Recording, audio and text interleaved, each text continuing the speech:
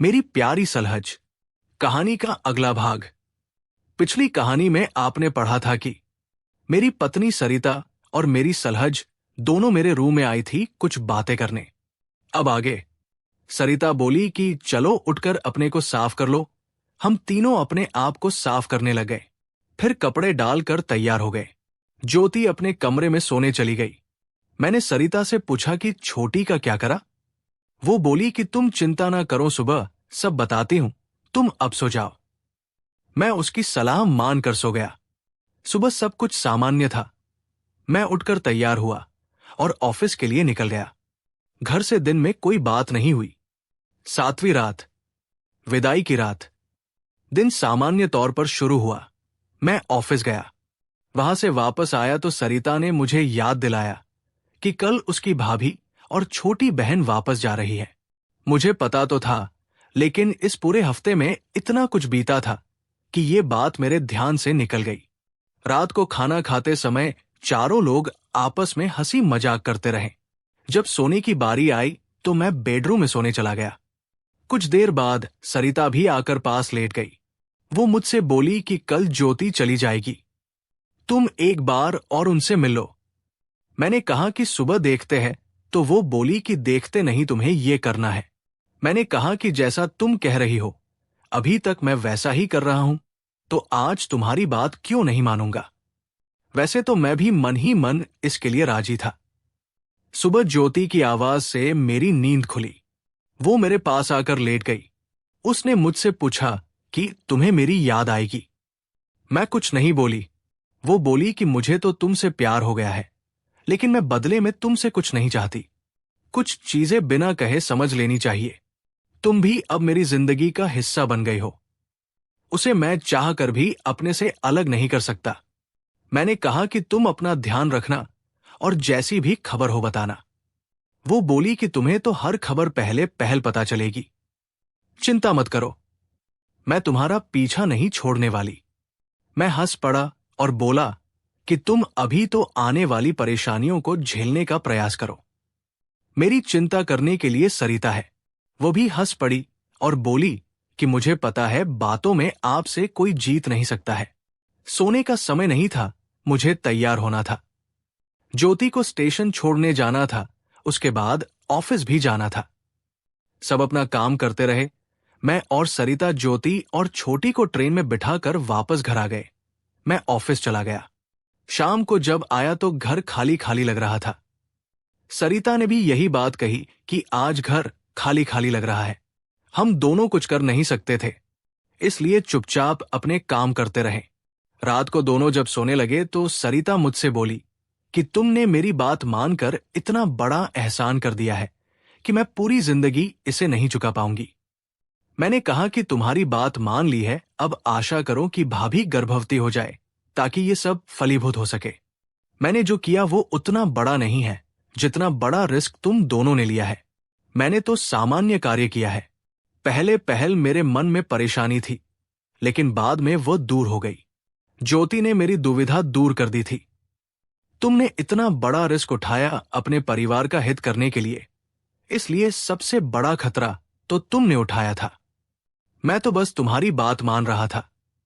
सरिता बोली कि तुमने जो किया वो बहुत बड़ी चीज है। हम जो कर सकते थे वो हमने कर दिया है। देखते हैं आगे क्या होगा। दोनों इतने दिनों से एक दूसरे को मिस कर रहे थे।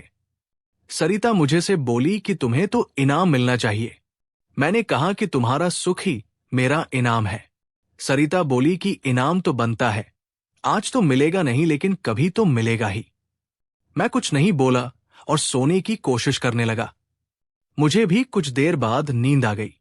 हम लोग फिर से अपने कामकाज में डूब गए। कुछ दिनों बाद सरिता ने बताया कि ज्योति गर्भवती है। ये सुनकर मुझे अच्छा लगा। मैंने जो कुछ किया था उसका सही परिणाम निकला था। अब प्रसव का इंतजार था। जब ज्योति 5 महीने की गर्भवती थी तब सरिता और मैं उससे मिलने गए। मैं बड़ा अटपटा सा महसूस कर रहा था, लेकिन सरिता ने समझाया कि अगर हम इस समय उसे देखने नहीं गए तो इसका अर्थ गलत निकलेगा। इसलिए हम दोनों कुछ दिनों के लिए मेरी ससुराल चले गए। ससुराल पहुंचकर हम दोनों का बहुत स्वागत हुआ। दामाद का आना वैसे भी हमारे समाज में अच्छा समझा जाता है। घर के हर सदस्य से मेरा सामना हुआ, केवल ज्योति को छोड़कर। मैंने भी उससे मिलने की चेष्टा नहीं की। शाम को जब घर में सरिता मैं और ज्योति थी तभी वो मुझसे मिलने आई। मैंने उसे बधाई दी।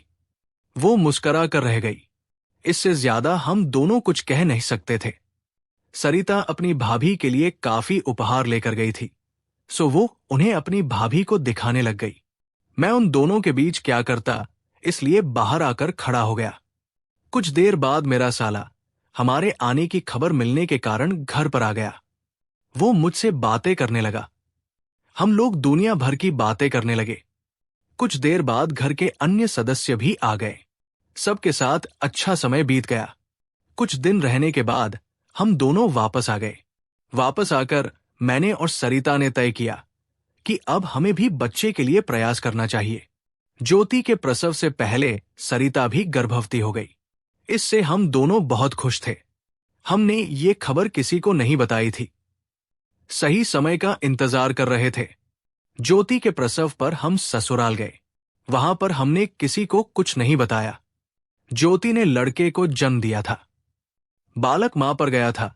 ये देखकर मुझे बड़ी दिलासा मिली। सरिता भी बहुत खुश थी। वो भी बुआ बन गई थी। घर में सरिता की मां ने सरिता से पूछा कि अब तो उसे भी मां बन जाना चाहिए। तब सरिता ने अपने गर्भवती होने का समाचार उन्हें दिया। इससे वो बहुत खुश हुई और बोली कि पोता अच्छा समाचार लाया है। ज्योति ने भी सरिता को बधाई दी और ताना भी मारा कि तुमसे इंतजार नहीं हुआ। तो सरिता बोली कि अब तुम्हें मेरी सेवा करनी होगी। ज्योति बोली कि यह भी कोई कहने की बात है, मैं कुछ महीनों बाद तुम्हारे पास आती हूं। शुरू के पहले 2-3 महीने किसी भी गर्भवती के लिए बड़े कठिन होते हैं। सरिता की तबीयत बहुत खराब रहती थी। इस कारण से मेरी मां कुछ दिनों बाद हमारे साथ आकर रहने लगी। वो भी बहुत खुश थी और अपनी बहू की सेवा करती रहती थी। 2 महीनों के बाद वो पिताजी के पास वापस चली गई। इस दौरान सरिता की तबीयत सही हो गई थी। वो अब ज्यादा परेशान नहीं होती थी। समय कट रहा था। तभी एक दिन सरिता ने बताया कि ज्योति आने वाली है। मैंने पूछा कि अभी तो लड़का छोटा है, वो कैसे आएगी? तो वो बोली कि लड़का अब 5 महीने का हो गया है, अब इतनी परेशानी नहीं है। उनके आने से मुझे थोड़ा आराम मिल जाएगा। मैं कुछ नहीं बोला। सरिता का 6ठा महीना चल रहा था। ज्योति को इस बार साले साहब छोड़ने आए थे। वो उसे छोड़कर चले गए। दोनों ननद भाभी में बहुत बातें होती रहती थी। ज्योति के लड़के के साथ मेरा भी समय कट जाता था। सरिता को कष्ट ना हो, इसलिए मैं उससे अलग सोया करता था। एक रात मुझे लगा कि कोई मेरे पास आ गया है। पहले तो लगा कि मेरा भ्रम है, लेकिन जब जानी पहचानी खुशबू आई तो समझ आया कि ये तो ज्योति है। मुझे आश्चर्य हुआ कि वो अब मेरे पास क्यों आई है। मैं तुम्हारे पास नहीं आ सकती? नहीं, ऐसी बात नहीं है। फिर क्या बात है? बच्चे को अकेला छोड़कर वो अपनी बुआ के पास सो रहा है। सरिता भी शामिल है।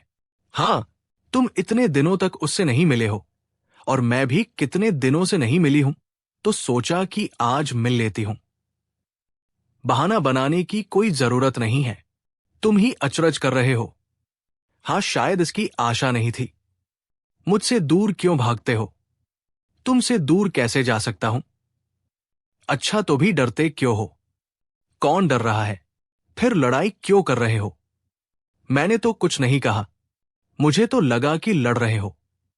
जैसा तुम सही समझो, लेकिन अभी बातें करना सही रहेगा। मैंने कहा कि पहली बार कुछ शर्म सी थी, वो अब नहीं है। फिर तुम भी सुधर गई हो। वो बोली कि हाँ, हो सकता है। तुम्हारी याद में मैं भी बदल गई हूं। तुम्हारे प्यार में मैं भी बदल गई हूं।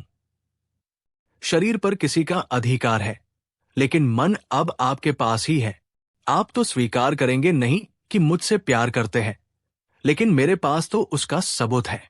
मैंने कहा कि कितनी बार मेरे मुंह से सुनना चाहती हो। वो बोली कि सुनना नहीं, समझना चाहती हूं।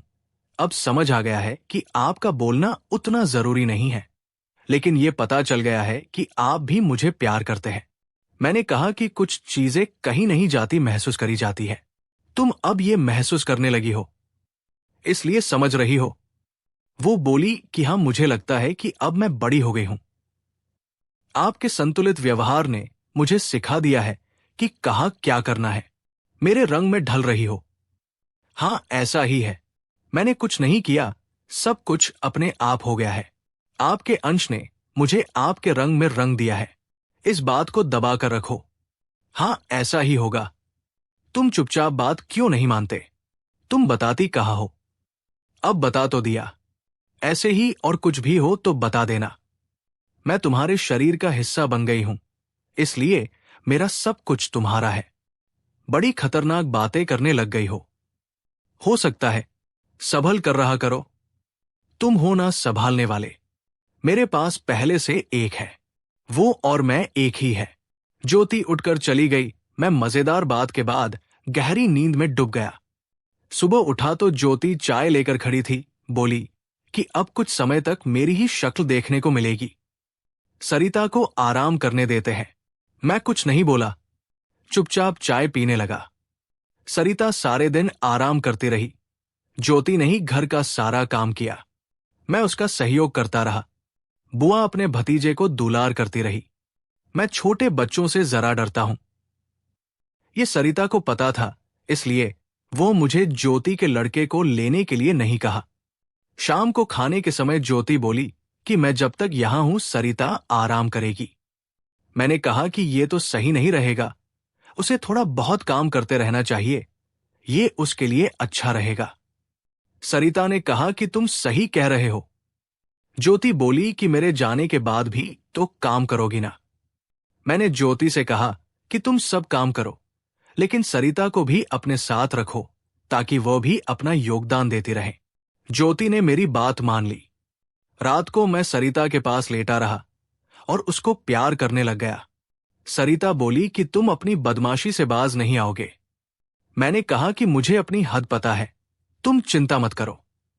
वो चुप हो गई। तभी ज्योति कमरे में आई और बोली कि सरिता, तुम चिंता मत करो, ये कुछ नहीं करेंगे। सरिता बोली कि तुम्हारे आने के बाद तो इन्हें बदमाशी नहीं करनी चाहिए। मैंने हंसकर कहा कि मैं बदमाशी तो नहीं छोड़ सकता। ज्योति बोली कि ये तुझे परेशान कर रहे हैं, कुछ नहीं करेंगे, तेरे से ज्यादा तेरी चिंता करते हैं। सरिता कुछ नहीं बोली। ज्योति बोली कि आज से मैं सरिता के साथ सोऊंगी, आप चिंता ना करो। मैं उठकर सोने के लिए बाहर के कमरे में चला गया। मुझे पता था कि रात में ज्योति मेरे पास जरूर आएगी।